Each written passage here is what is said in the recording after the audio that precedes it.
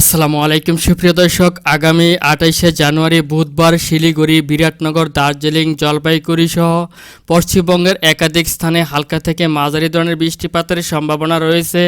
এছাড়াও রংপুর বিভাগেরও দু এক স্থানে হালকা থেকে গুড়ি গুড়ি বৃষ্টি হতে পারে। তো সুপ্রিয় দর্শক, এই মুহূর্তে আমি সরাসরি ইউরোপিয়ান রাডারের স্যাটেলাইট চিত্র উপগ্রহে রয়েছি। আর এখনকার পরিবেশ যেটি দেখতে পাচ্ছি, এই মুহূর্তে বাংলাদেশের ৮ বিভাগের ৬৪ জেলার আকাশে একদম পরিষ্কার পরিচ্ছন্ন রয়েছে এবং রৌদ্রোজ্জ্বল আকাশ রয়েছে। সেই সাথে পশ্চিমবঙ্গের প্রত্যেকটি জেলার আকাশে একদম পরিষ্কার পরিচ্ছন্ন রয়েছে।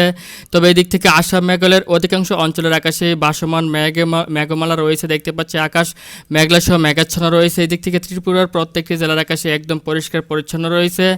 তাছাড়াও আগামীকাল ভোর ৫টা থেকে পরবর্তী ২৪ ঘন্টার মধ্যে দেখতে পাচ্ছি বাংলাদেশের ৮ বিভাগের ৬৪ জেলার আকাশে একদম পরিষ্কার পরিচ্ছন্ন থাকার সম্ভাবনা রয়েছে। এদিক থেকে আসাম, মেঘালয় সহ এদিক থেকে সিলেট বিভাগের দু এক জায়গার আকাশ অস্থায়ী মেঘলা সহ মেঘাচ্ছন্ন থাকতে পারে আপনার ভোরের দিকে। তাছাড়া ভোর ৫টা কিংবা ৬টার দিকেও দেখতে পাচ্ছি ময়মনসিংহ বিভাগ এবং সিলেট বিভাগের দু এক জায়গার আকাশ অস্থায়ী মেঘলা সহ মেঘাচ্ছন্ন এবং এসব অঞ্চলে হালকা থেকে মাঝারি কুয়াশার সম্ভাবনা থাকতে পারে। তাছাড়া ওই দিক থেকে আপনার খুলনা বিভাগের দু এক জায়গার আকাশও দেখতে পাচ্ছি অস্থায়ী মেঘলা সহ মেঘাচ্ছন্ন থাকতে পারে। তাছাড়া বাকি অঞ্চলগুলোর প্রত্যেকটি জেলার আকাশে একদম পরিষ্কার পরিচ্ছন্ন থাকার সম্ভাবনা রয়েছে। এবং দুপুরের দিকে দেখতে পাচ্ছি বাংলাদেশের ৮ বিভাগের ৬৪ জেলা সহ পশ্চিমবঙ্গের প্রত্যেকটি জেলা, আসাম, মেঘালয়, ত্রিপুরা রাজ্যেরও প্রত্যেকটি জেলার আকাশে একদম পরিষ্কার পরিচ্ছন্ন এবং রৌদ্রোজ্জ্বল আকাশ থাকার সম্ভাবনা রয়েছে। তাছাড়া বিকেল থেকে সন্ধ্যা অবধিও দেখতে পাচ্ছি বাংলাদেশের ৮ বিভাগের ৬৪ জেলা সহ পশ্চিমবঙ্গের প্রত্যেকটি জেলার আকাশের আবহাওয়া শুষ্ক থাকার সম্ভাবনা রয়েছে এবং আকাশ একদম পরিষ্কার থাকার সম্ভাবনা রয়েছে।